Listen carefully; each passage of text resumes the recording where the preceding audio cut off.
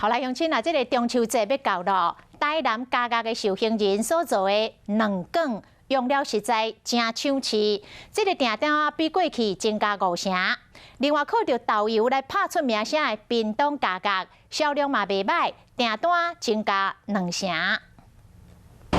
做一罐面糊，无一时啊，就定型就式，卡手的卡尾赶紧卷起来，香港的鸡卵卷出炉啊！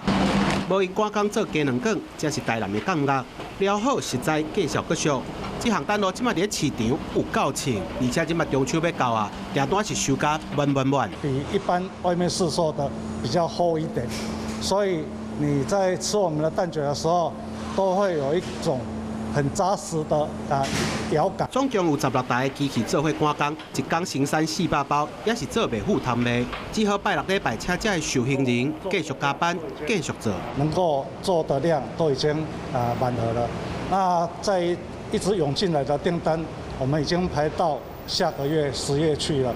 那下个月也订单占了1半以上。因为受到新冠肺炎疫情的影响，民众减少出国游览，中秋连假拢留伫国内，靠麦当劳带动业界也有这个感觉。全部拢是纯手工，口感是甘甜清芳。